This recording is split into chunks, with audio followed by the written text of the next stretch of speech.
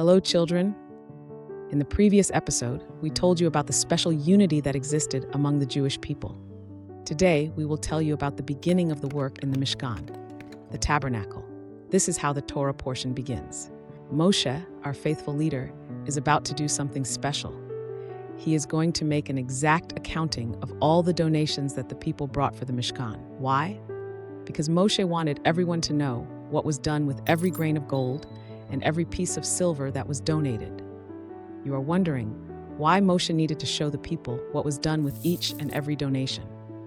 So I will tell you, Moshe was a great and righteous man, and he did not want anyone to suspect that he might have used some of the money for his personal needs. Therefore, Moshe decided to show everything to the Jewish people so that there would be no doubts. Who helped Moshe with this accounting?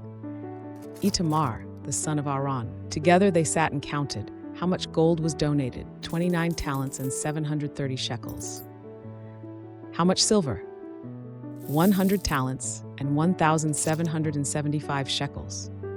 How much copper? 70 talents and 2,400 shekels. Wow, so much money. What did they do with all this money? I'll tell you. From the silver, they made the sockets, the strong bases on which the Mishkan stood. Each socket weighed a full talent.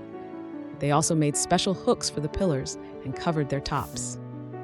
From the gold, they made all the special vessels of the Mishkan.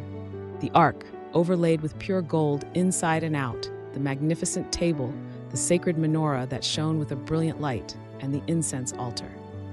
From the copper, they made the large altar for burnt offerings and the special basin from which the priests washed their hands and feet. But that's not all.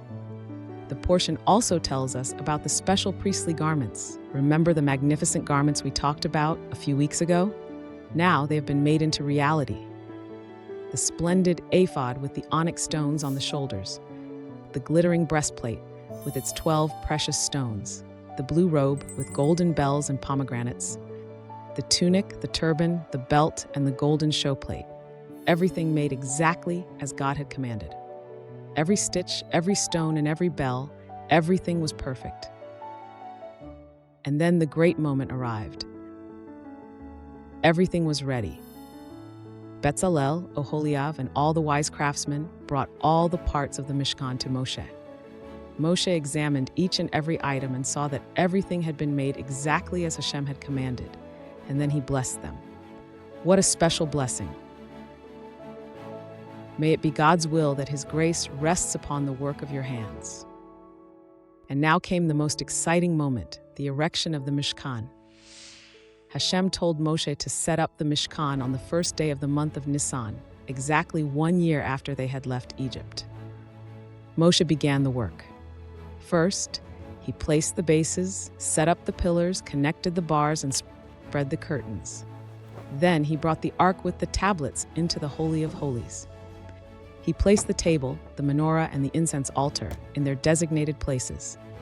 In the courtyard, he placed the altar for burnt offerings and the wash basin, and then something wondrous happened. The moment Moshe finished, the cloud descended and covered the tent of meeting, and the glory of Hashem filled the Mishkan. There was so much holy light that even Moshe could not enter.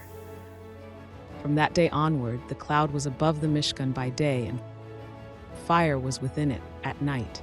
When the cloud would lift, it was a sign that they needed to journey onward, and when it settled, it was a sign to stay in place. This is how Hashem showed the Jewish people the way in the desert. There are several important lessons we learn from our Torah portion. That it is important to be honest and accountable for what is entrusted to us. That when we do something, we must do it with completeness and precision. That when everyone works together for a good purpose, Hashem sends His blessing. That Hashem is always with us and guides us on the way, just like the cloud that showed the Jewish people the path in the desert. And another interesting point, the portion of Pekudei concludes the book of Shemot. It ends with the words, "throughout all their journeys," teaching us that in all our journeys in life, whether easy or difficult, Hashem is always with us and accompanies us. What special stories await us in the book of Vayikra? We will tell you about that in the next episode.